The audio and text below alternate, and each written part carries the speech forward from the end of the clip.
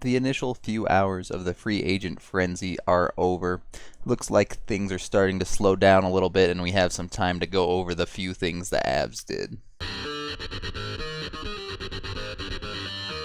First, a couple days before free agency, the Avs re-signed Sven Andrighetto to a 2-year, $1.4 million per year contract. It's a smart, no-risk contract. If Andrighetto does prove himself during this contract, then he'll still be an RFA at the end of the contract, and we can sign him to the deal he deserves.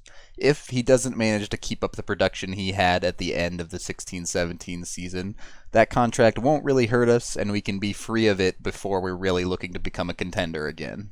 Also, during the negotiation time before free agency, the Avs were talking to Jonathan Bernier, and they looked like they worked out a deal with him, given that he was signed just minutes into free agency to a 1-year, $2.75 million contract.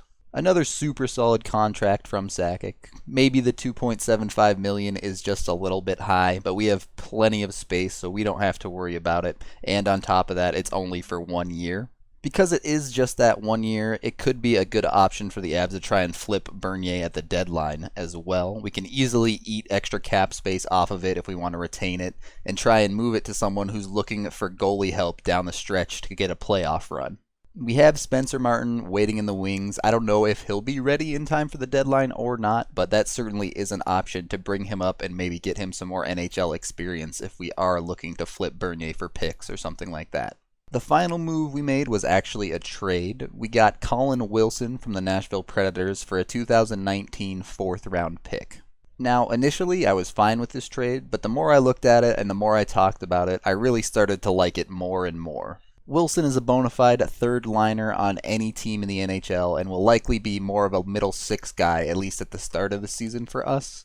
He'll probably start out with some time on the second line, and then hopefully our younger guys will prove themselves, take over that role, and Wilson can slot in permanently on the third line. As far as giving up the 4th-round pick, I wouldn't be too concerned about that at all. The last time the Avs drafted a legit NHLer who played at least one full season from the 4th round was back in 2007, so not a whole lot of worth there, I would say.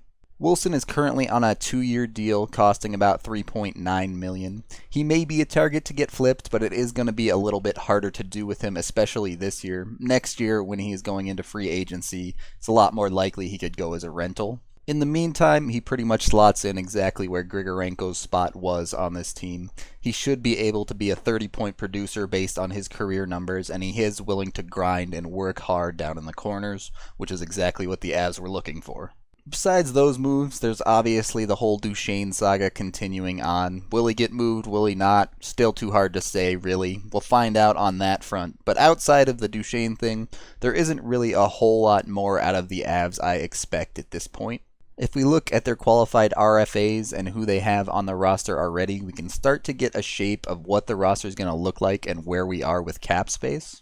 Currently, we have $13.5 million in cap space. We have 11 forwards signed to play on the NHL team next year.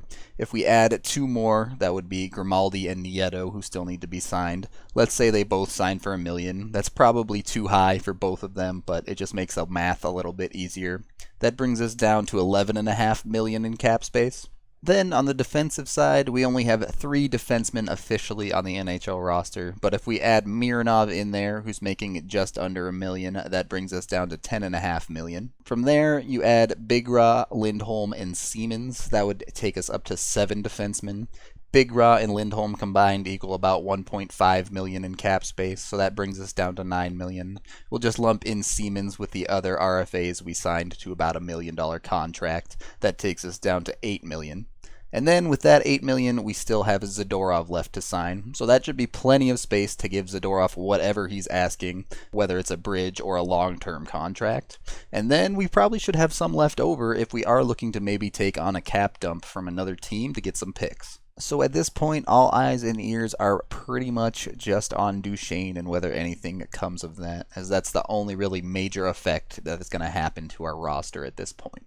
That is the end of this initial free agent signings review. Thank you for watching. In about a week, I'll probably post another video taking a look at the Central Division landscape so we can get a better feel for not only our team, but the other teams within our division. I'm Rudo3, and welcome to the dumpster fire, Colin Wilson.